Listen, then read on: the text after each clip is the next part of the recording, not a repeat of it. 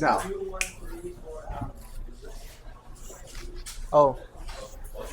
Well, we're doing Polish today, and it's also known as Polski. Polski. Yeah. Do you guys want to look at the map of what Polish is and where it's spoken? Can you flip to the next slide?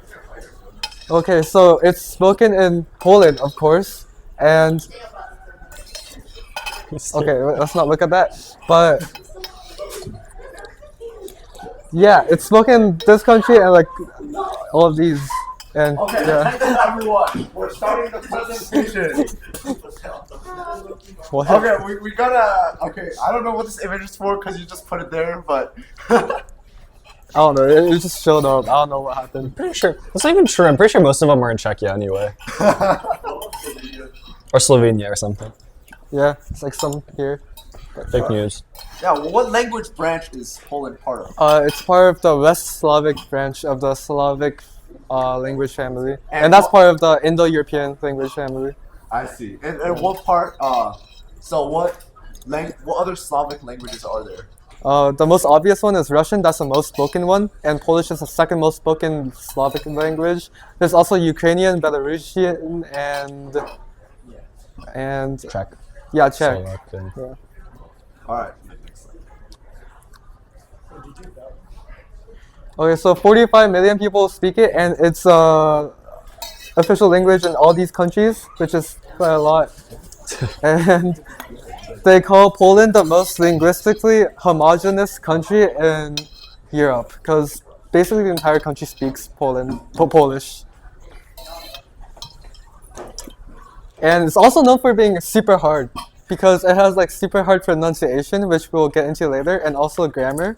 Now we're gonna have a native Polish speaker pronounce some of them. Yeah. Isn't it only 45 million? I thought it was like 60 because of diaspora.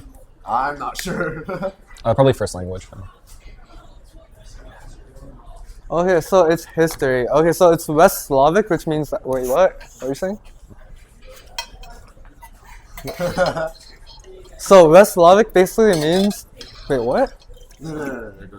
Okay, so it means that it used to be part of the same language, like it used to be the same language of like, as like all the other Slavic languages such as Russian, and they diverged about like 1,000 years ago. But like over time, people like diverge and stuff, so they start speaking different languages, and different dialects become different languages, right? And it was actually not like a spoken, like a official language until pretty like more recent, which is like as in the 1200s, because before then they had a lot of influence from like Latin, because everyone was Catholic back then.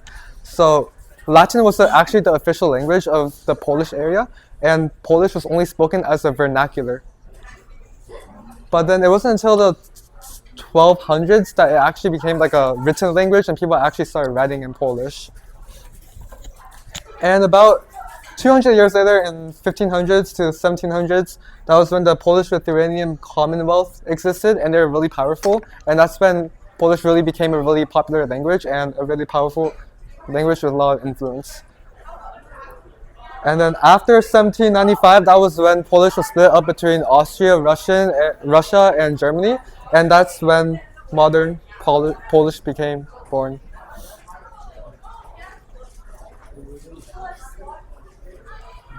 Should I do this part? Do you want to? Sure. Yeah. So the Polish alphabet is A, O, B, C, C, D, E, L, F, G, H, I, J, K, L, L, M, N, N, O, U, P, R, S, Š, T, U, V, Y, and then Z, Ž, Ž.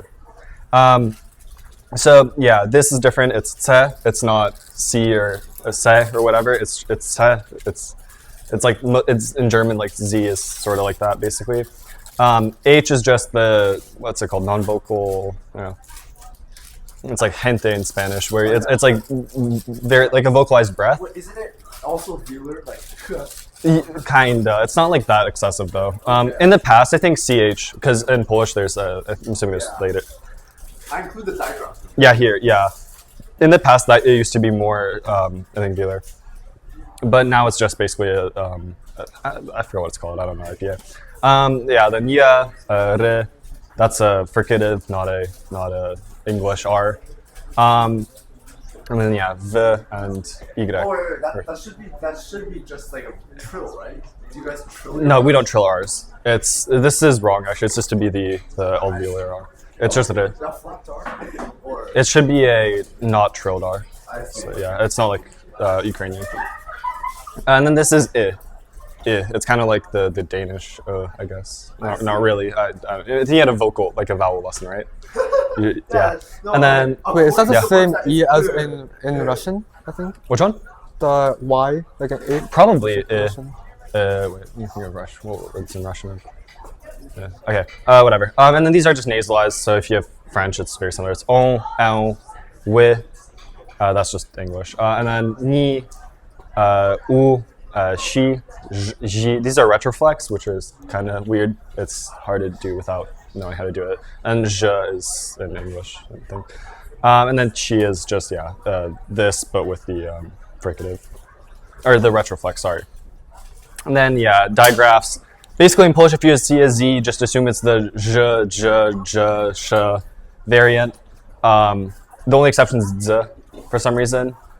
So would it be j for the GZ? How do you? This is g, this is j, this is zh, this is sh, this is ch, and then this is h, just ha. Alright.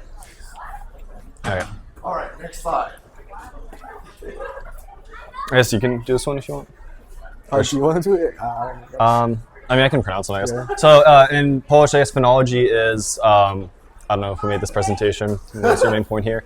There's a lot of, basically it's that the hard sounds, if before a vowel or after a vowel, if before a vowel, I think, they'll soften. So like, de will go to t. They'll basically become the voiceless version of the consonant. So, yeah, I think that is. Those are fricatives, yeah, but yeah. Oh no, that's just the presence for fricatives in Polish. Yeah, but it's basically like in Russian where what's an example of this? Like the soft marker sound. Yeah, like łóżko. Łóżko is spelled with a j, but when you say it's like łóżko, you just say sh because it becomes softened because it's before. I think it's before consonants actually. Now I think about it. So yeah, also features a lot of consonant clusters. So. Kromrne, which is stubborn. No one ever says kromrne. That's like an ancient word, I think. Wszyscy, that's everyone. Przestępstwo is offense, and then bezwzględny is ruthless or like.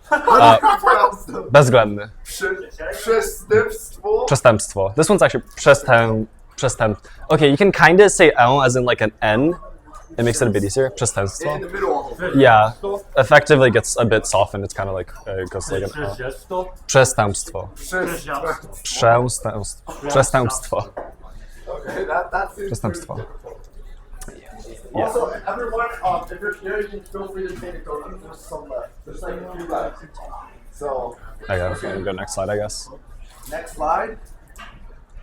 Okay, do you want to explain this? Okay. I guess that's we can part. do this one. Okay, so a grammatical case is, we don't really have that in English besides in pronouns, but let's say, for example, you want to say the pronoun he, and if you want like the he as a subject, you just say he, right? He cooks or he runs or whatever, you just say he. That's called the nominative case. But you could also say something like, I gave him the pencil or something. Him is also the same word as he, but it's in the accusative case. Or maybe it's different in these, but like in Polish, it has like 7 grammatical cases, and in English, we only have like 3. In English, we have nominative, accusative, and objective, right? I think it's genitive, accusative, nominative. I think. I'm not Yeah, sure. and like genitive or possessive, basically. Oh, that's possessive. And yeah, usually they have like their own ways of like. So basically, in Polish, the difference is that you can like conjugate for nouns also. So each noun has like a different way of like saying that it's a different case, right?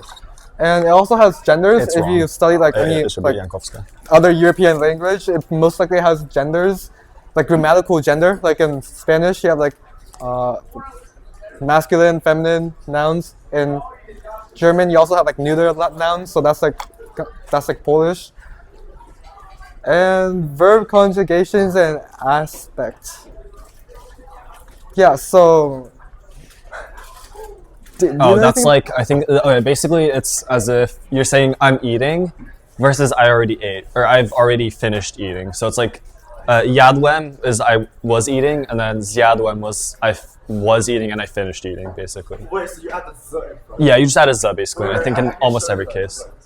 So you have this. Yeah. So, okay, so in English, for example, you have eat, eats, ate, eaten, eating. In Polish, you have jeść, which is just to eat. Zjeść is to complete eating. Jadać, which is like to typically eat. Zjadać is to typically eat completely. Jem is I'm eating. Zjem is I will eat it, basically. Oh yeah, if you add the z in the present tense, that will turn into the future, basically. Jadam is I usually, like if someone asks you, like, do you eat this? You would say jadam, so like I typically do eat it. Zjadam is, no one really uses that ever, I guess. Jeść is like you're eating, and then etc., etc., etc. Jedlibyście is you would have eaten. Something Zjadany. in the middle and then Yeah. Yeah, what is yada libyście? Jadalibyście, you would say it's like, would you be eating? Like if you're at a party, if you're like inviting guests, like jadalibyście, or if you're asking someone for like preparations for a party, you would ask them like jadalibyście to. I guess that's not really common. Are there irregulars or no? What? Are there any irregulars? Yes, there are irregulars. I think Are yes, they just common? there's only a couple. Most of them are fairly regular though. Alright, next slide, I guess. But for for adjectives and nouns, there's like 3 different ways you can conjugate them, or like 4 different ways actually. So you just kind of memorize them after, or not memorize, you just like know them after using them. Wstrząśnięty wzdłuż brzegu, szedł w grążkę trzewia trzciny. So yeah, shaking along the shore, he stopped into the marshy depths of the reeds. Chapter is generate these. Yeah, this one's pretty famous. Wszczebrzeszczenie chrząszcz brzmi w trzcinie i szczeka wstrząsającego. Wait, that's supposed to be like a tongue twister, right? This is a tongue twister. This is a famous. Wszczebrzeszczenie chrząszcz brzmi w trzcinie, w trzcinie chrząszcz brzmi w Wszczebrzeszczenie chrząszcz brzmi w trzcinie